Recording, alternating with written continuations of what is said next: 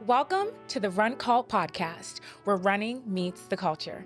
I'm your host, Rebecca, and today I am beyond excited to introduce someone who's been making major waves in the Atlanta running scene. From her early days as a beauty content creator to recently entering the world of running, founding the Because I Can Run Club, and becoming a full-fledged running influencer, working with global brands and traveling the world, she's proof that you could really do it all. Yes, honey. And as a proud advocate for slow runners, she champions those who want to get into running but don't see themselves in the fast-paced reels we often see on social media. I am so happy to introduce to you Cierra of Cierra Be Moving. Hey, we're too excited. Girl, I'm so happy. How are you? I'm good. I feel like I am living the dream. Yes. For real. I'm so happy to have you here on the podcast. Yeah. She had seen a mutual friend of ours, Sid, and I think that interview kind of got you super excited. Yeah. No, I've always thought you were a really dope person. I think the first time I ever seen you or come across you was when you had the mullet season. You was going through the mullet phase. I said, who is this girl? I gotta find out who she is. Oh, that was a time. I love that. Thank you. I love to experiment with hair, and we'll have to do another talk about beauty and fitness. But, as women, this is one of our gifts that God gave us, that we can always change up our look, do makeup, do hair. So people are beginning to kind of notice me for the different hairstyles. Yeah, we like that. We like that. Yes, she's versatile. A little bit. Life is short. Why not just switch it up real quick? You can always take it off, take down the makeup, and go back to your regular self. Exactly. So thank you, darling. And we'll talk a little bit more about your beauty beginnings as well. I'm so happy to have you here. Can you tell us a little bit about yourself and, where you're from? Yep. So I am originally from Atlanta, born in Atlanta, lived in Atlanta. Well, I am a peach, a Grady baby. Hey! Grady baby. I stayed in California for a couple years and came back home to go to Albany State. Shout out to the Unsinkable Rams. Okay, Rams. Yeah. But I've been in running for about almost or past a year now. So I'm still a baby. I'm a toddler now. And I created because I have been doing influencing for probably like 5 years. And throughout my influencing journey, I talked about my fitness and my health. I have PCOS, so that's a whole separate thing. But my quality of life was really bad, and I just wanted to get healthier. And so I started out on my journey with weightlifting. And so I did weightlifting for a while, and I hit a plateau. I got to that plateau, and I said, well, what can I do to get out of it? And so I went on my social media, and I just cried, and I vented. And a lot of people were like, oh, it's because you're not running. You need to lose weight because you're, and it got like really bad. It was a lot of like negative comments. And so I said, you know what, let me show y'all that I can run. So I started running, and I posted my running, and they were like, girl, you slow. And I said, oh, okay. And so that's kind of like how the whole movement became about, and like my whole journey up until here. And so, I said, I realized that I was on social media over-explaining like why I'm a slow runner. And I woke up one day and I said, no, I'm going to stop doing that. I realized that me over-explaining is a trauma response. Yeah. And I just didn't want to do that anymore. And I told myself that I'm running because I can, and I don't need a reason. And so that is why because I can. Got it. Nice. All right. Well, we'll get a little bit more into that as we kind of move through. So you got into running a year ago. You were kind of reaching a plateau through weightlifting. You start running. People are calling you slow. Then you somehow choose to start this run club, which is insane. Tell us a little bit more about the whole slow running and kind of advocating for those who may be of bigger sizes to take up space in this running scene. Yeah. So initially, when I very first started running, I didn't really see people that looked like me. And I think representation is really important. My very first run club was amazing, phenomenal. But all the run clubs to follow that, I felt like I was too slow. I was racing everyone. I felt like I had to race everyone that I came across. And I'm like, I would lose every time. Spoiler alert. I lost every time. And so I just really wanted to find a space where I felt comfortable and I felt safe. And then I could still also have fun. I didn't want to feel like I was holding anybody back from their run and the run that they have, but I also wanted to find something for me. And so that's why I end up opening up because I can. And I end up finding girls who look like me. And now I have a lot of slow runner friends that also have their own run clubs as well. And so, yeah, it's just really being on social media and putting yourself out there. I feel I've learned that there's representation out there. You just have to find it. So got it. So, I think you have a co-founder, right? No, it's just me. Oh, it's just okay. me. Got it. It's just me. It's just me. I do, however, have a captain out in LA. I see. So I'm both in Atlanta and LA. I met one of my friends out in LA through Adidas Running. Oh. And I was nervous about branching out into different states. And she's like, I think you can do it. And so I said, if you think I can do it, then you can do it. And so she's like, okay. And so she took up the challenge, and now I have a run club in LA, which I will be hosting a really big shakeout run next week, exactly. A week to be exact. And we already have, I think, 190 girls signed up. So that's going to be cool. Cierra.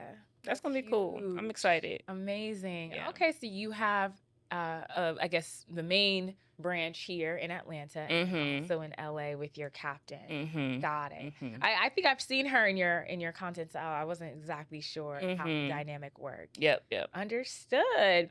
Okay, let's talk a little bit about having PCOS and your weight loss journey. Tell us a little bit about PCOS in and of itself. I know a little bit about it, but because I don't have it, I'm not fully educated. And of course, it leads into weight gain. Yeah. And then also talk to us about kind of that before and like after, now that you've been, consistently running.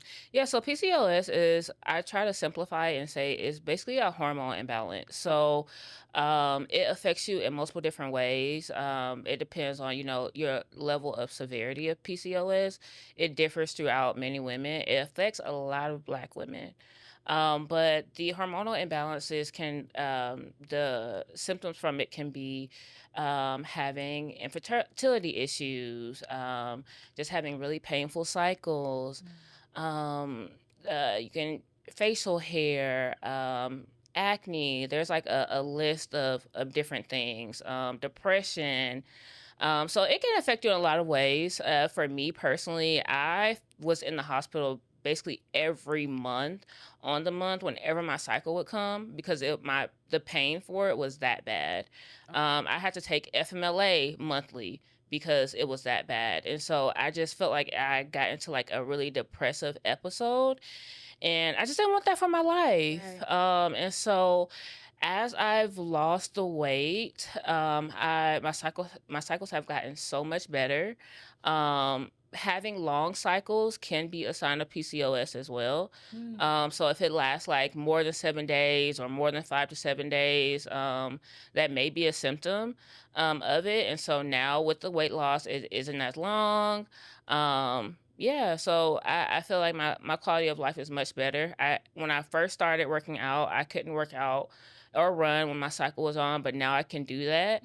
Wow, that's huge. Yeah. So it's been a big change. I've lost 60 pounds almost. So I'm just really proud of that. I'm so proud of that. What was your starting weight? My starting weight was 280.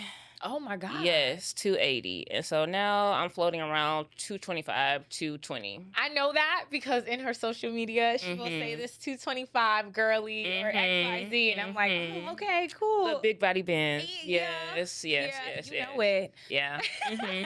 Who knows? All right, perfect. So essentially, was it the weight loss that worsened the PCOS? I mean, the weight gain? Yeah. So when you are overweight, generally, you have a imbalance of hormones, and as you lose weight and change your eating, your blood sugar goes down, and so your um, your weight is kind of like balancing out, and that balances out your hormones as well. Got it. Are you still in the weight loss journey? Is there a goal, or how are you feeling about it now? Honestly, if I could lose maybe like 15 more pounds, I'll be okay. I've never been a girl that's like, I have to be up under 200 pounds. Like, I've never been a small girl, and I'm okay with never being a small girl. I don't see me ever being small, and I'm okay with that. I never wanted to be slim. I always wanted to be strong. And so I think that's important to me to kind of maintain that. So I'm okay. I wouldn't necessarily say I'm on a loss journey now, but if I was to lose a couple more pounds, I'm not going to fight about it. Perfect. So let's go back to Because I Can. Tell us about your members, your community, this group that you forged to kind of create this special community of running. Tell us a little bit more about the culture. I feel like I'm lighting up already thinking about it. I love my girls so much. I initially started Because I Can, nervous as heck to put it out. I didn't think people were going to show up. And so I actually started back in November of last year. 2024. Okay. 24. And so I got on social media and I was like, hey, y'all, I'm having a run club event. My very first run club event was in January.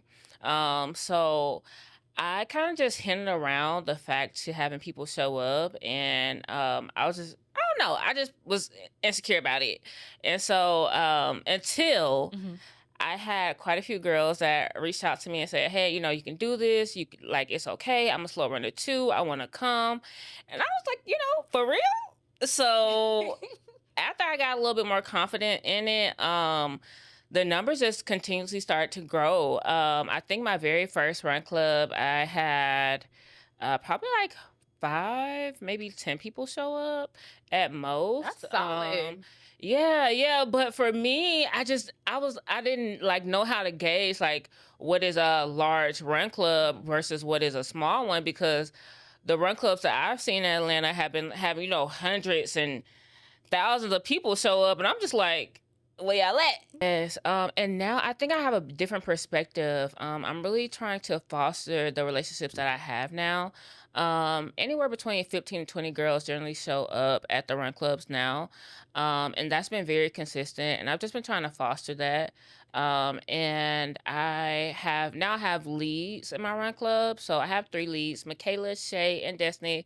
I love y'all down. They have helped me grow so much in the running community and just as a person and as a leader, period.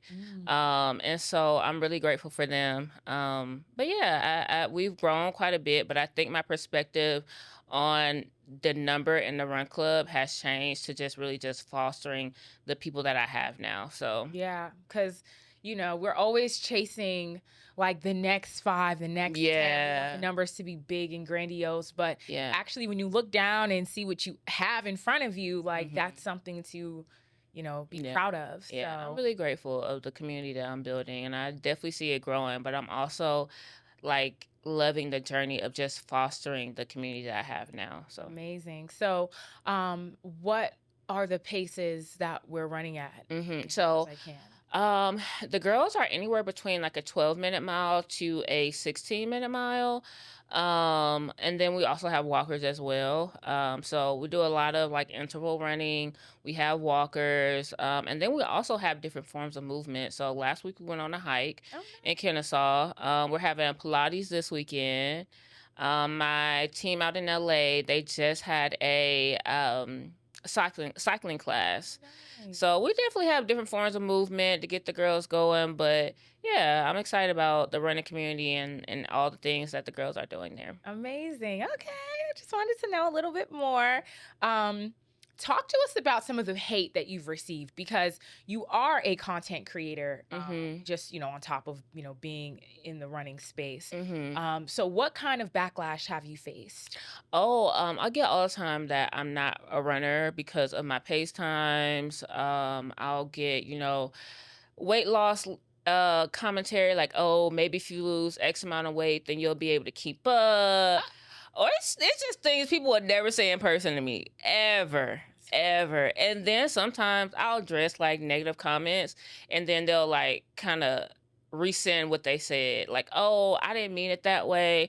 Say it with your chest. Say it with your chest. What you meant when you press send. Yes. So Crazy. yeah, it's a combination of like, you know, you're not a runner, or you need to lose weight, or you're not an athlete, or you shouldn't be having, even I shouldn't be having a run club because I'm not good enough to have one.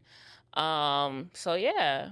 Has that affected you mentally, or how do you deal with that? Because you're probably receiving more hate than the average person who's not putting themselves out there as regularly as you are. Yeah, like I was saying initially earlier, I think that I felt the need to respond to everyone. And I heard someone telling me like, Sierra, that's a trauma response. Like, you need to stop doing that. And I think with time, it's just like become a little bit numb to it. So it doesn't affect me in the way that it used to, because I have such a big community of people that sincerely care about me and is sincerely helping a community of people. And so I think I have a different outlook on it now. And so I don't respond as much. It's just, they don't really get the same energy that they used to get. Period. And they can't. They can't. That reminds me to kind of point back to your content creation in general. How did you get started? I know you had some beauty beginnings, and how do you do it all? Because she has a full-time job, by the way. So yeah, tell us about your content creation journey. Yeah, so I initially started out in beauty. I was a beauty girl, so the Danessa Myricks, the Pat McGraths, the NARS, all the things. I definitely talked about that quite a bit in my content, and then I moved over into fashion, so it was like beauty and fashion. As a bigger girl, I always have kind of applauded myself of being like fashionable and finding things that fit me well. And I always wanted to share that on my platform, because it's a difficult journey for bigger size girls to find clothes that fit and that look cute. And so I think probably maybe like 3 or 4 years into that, I included fitness. And so then I kind of transitioned from beauty and fashion to fashion and fitness. And then once my fitness and my running kind of took off, I just completely just like, okay, running it is. Y'all want to see me run? Y'all want to see me breathe hard? That's fine. Let's do it. Let's roll with it. And so now I think I'm getting to a space where like I love running, but my like true love has always been fashion, beauty. I like to look cute. I'm a cute girl. We cute girls. We cute the materials. Okay. So I'm trying to find a balance between running, fashion, beauty, all the things. And how do you get it done? Like, I know that you might have shied away, or you know, you're kind of moving more towards running in the recent past. This girl, I swear to you, she's pumping out content like on a daily basis. Yeah. How do you do it? Yeah. That's a tough question. Like, I don't know. Like, it's just getting in front of a camera and talking. Like, it's things that I've already said that I'm going to do. Like, it's a part of my daily life. Got it. I'm just recording it. It literally, the person that you get on social media is the person that you'll get in real life. That's a fact. So yeah, it's just recording the things that I'm already planned to do. So if you are wanting to be a content creator, just post the life that you're already living and then go from there. Got it. Well, speaking of that, recently you did have a post in regards to being humble. And it was very heartfelt. I noticed a lot of shares. Even I kind of felt connected to it. So tell us a little bit more about that post, and if you want to talk at length about it. Yeah, I felt like, for a very long time, I think up until recently, I just feel like I've been so humble about things, and to the point where I'm minimizing myself and minimizing my wins. And I feel like as a Black woman, as a bigger woman, that is what you're expected to do. And I'm not doing it no more. I'm not doing it. So thank you in advance. Thank you. I think that, I should celebrate my wins a little bit more. I think a lot of times people are looking for the next big thing or the next big win, or minimizing, the things that you've prayed for, literally living in a answered prayer, Right. and don't acknowledge it. So And I'm true. just not going to do that anymore. I don't think that's fair to me. I don't think that's fair to God. These are literally things that I prayed for. So I'm not going to shy away from being truly grateful. And not to say I'm arrogant or going to be arrogant about things, but Right. just being more aware and just acknowledging, my gratitude, and really sitting in my successes, because I have a hard time doing that. So How was it making you insecure, do you think? I think the practice of continuously belittling my wins made me insecure. So when people were like, congratulations on going to Spain with Adidas. I'm like, thanks.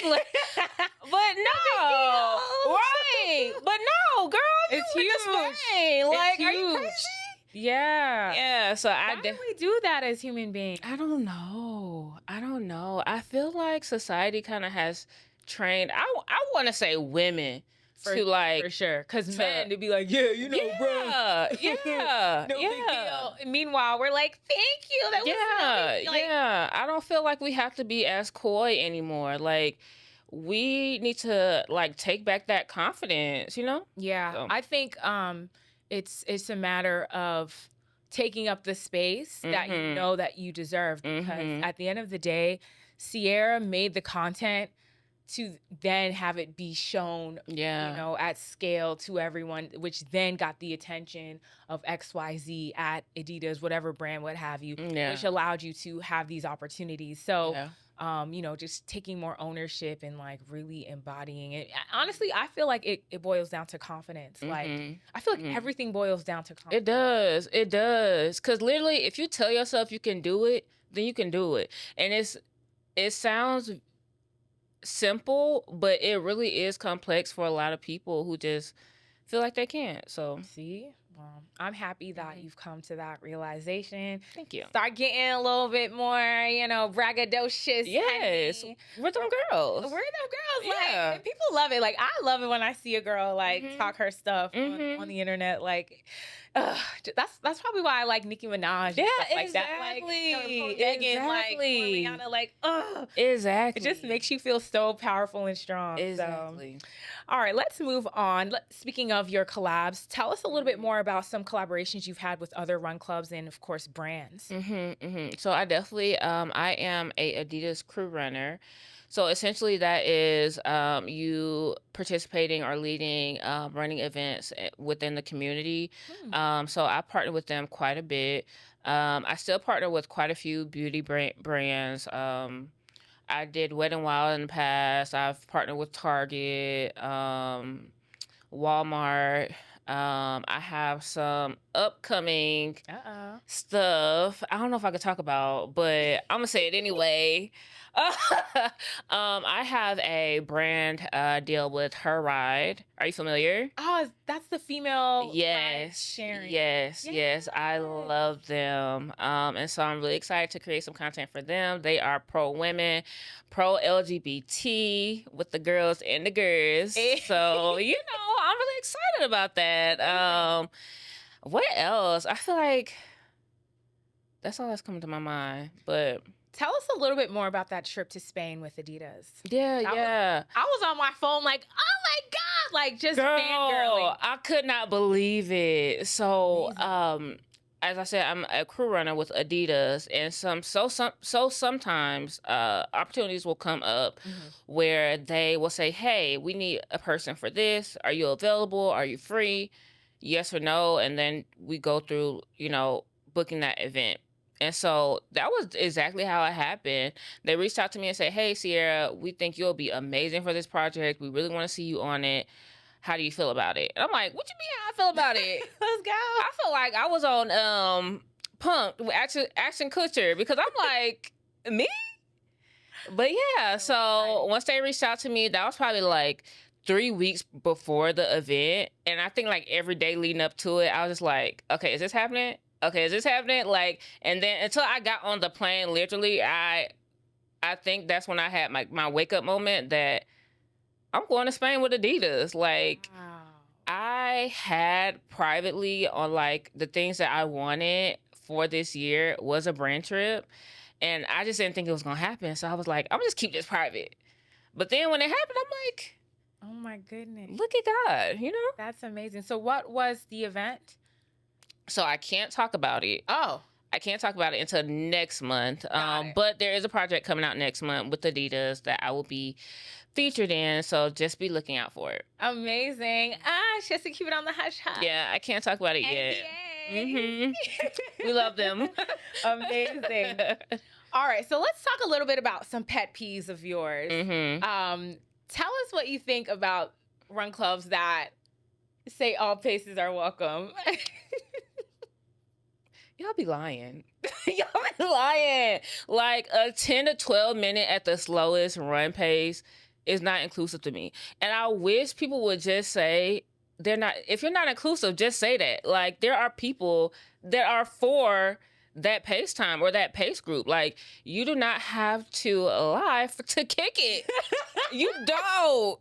So I think that that is a really big pet peeve of mine, because I feel like everyone runs different paces, right? So if you're running an 8-minute mile and majority of your run group runs 8-minute miles, don't say all paces are welcome, because in reality, all of y'all running 8-minute miles and y'all gonna have me back walking and I'm gonna be lost and confused. Don't do that. Don't do it. Yeah. But if you're a girl, come because I can. We walk too. So yeah, I think that's my biggest pet peeve with run clubs. A lot of Atlanta run clubs do it. So yeah, if y'all are not inclusive, that is absolutely okay. But just make that known so people will feel less intimidated to come, or less intimidated about being there, because they already know what to expect. So I think communication is just important to have when you're in a run club, because newer runners or slower runners like myself can feel intimidated by faster runners, and that's just yeah. It's a little bit misleading when when it's like come on, and it's like nah, y'all are some speed demons. Yeah, and y'all race each other at that. Exactly. And I'm gonna lose. I know. Me too, girl. I know. I could do a little 10:30. Girl, you speedy. A little bit, but you not speedy. Next question. She's a speedy girl. I do like to move fast. I am on the move. She's modest. See, this is why you need to go ahead and accept it. We was talking about. We were just talking about literally.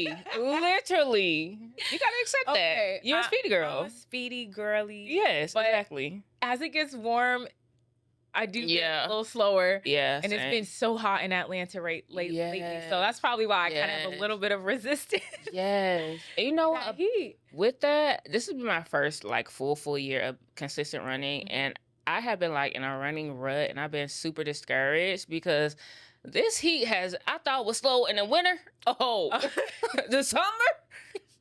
It's humbling. Yes. It's humbling, like, because we run pretty regularly throughout the year. So when you get slow and it's like really like weighing on you, the heat, that humidity that we've been facing lately, especially with rain. Yeah. It's so tough. It's nasty work. Nasty work. Nasty Stop work. it. We want our fast times back. Right. Please follow me. Perfect. Immediately. Well, thank you again for being on the show. Tell us what's coming up for you. What are you excited for in the future? Yes. I'm excited about the LA event that I have next week, along with Global Running Day. So Global Running Day is June 4th. In Atlanta, our girls will have a glow-in-the-dark global running day. So wear your neons, get cute. We'll be in Atlanta running on the Beltline, and then the very next day we'll be in LA doing a shakeout run. So I'm really excited about those. I have personally, as a content creator, I have quite a bit of collaborations coming up and brands coming up. Your girl is finally getting paid after 5 years. So God, I'm really excited about that and just sharing my journey with people and just inspiring people to continue to advocate for the things that they believe in and just 100% be themselves. And that is enough. That is more than enough. So I'm excited to share that. Perfect. How can we come in contact with you, and tell us a little bit more about the meet times for the Run Club? Yep. So if you are in Atlanta, the Run Club will be at 6:30, 6:45. We'll be on the Beltline at Brewdogs. If you are in LA, the meet time will also be 6:30. What day? June 4th for Atlanta, June 5th for LA. What day is it? I don't know. We'll figure it out. Yeah. Okay. But you run is it a weekly run or? Yes. So we have bi-weekly runs. Bi-weekly. And then in between those bi-weekly runs, we have some type of movement. So whether that's biking or cycling, Pilates, whatever the case may be. But you can definitely find us at Because I Can Runners, all one word, Because I Can Runners, no spaces or anything like that. And we'll have a full calendar out month or a couple weeks in advance, so you'll know what's upcoming, and then you can decide how you're gonna run with us. Period. Yeah. All right. Well, lastly, do you have any words of encouragement to anyone who may be in your shoes currently, or maybe yourself from 2 or 3 years ago? Is there anything that you would want to say to that person? Yeah. Give yourself some grace. I'm pretty sure we all have our own journeys, and while it may seem hard or you feel lonely in this journey, know that one, you're not, and two, that I'm pretty sure where you are now, you've come a long way. So just remember that, and to continuously give yourself grace. That's right. Thank you so much. Thank you for having me. Of course. And in closing, on behalf of the running community, I want to extend a deep and genuine thank you, Cierra. Thank you for showing us what's possible, for breaking barriers, setting trends, and using your platform to advocate for runners who don't feel seen. Your presence, your story, and your authenticity remind us that being yourself is more than enough. Yeah. It's powerful. It was truly an honor to have you here. Thank you for having me. Thank y'all so much. Thank you. All right, you guys. Thank you for tuning in. And remember, running is not just a sport, it's a culture. Until next time, thank you for watching the Run Called podcast. Bye. Louisiana. Yes. Clean. Thank you for having me. Of course. How was it? It was good. It was good. I feel like I was getting stumbled up on a lot of my words, but it was cool. It's fine. I know how to edit. I'll chop you up, sister. Thank you. You did. I'm excited. Yeah.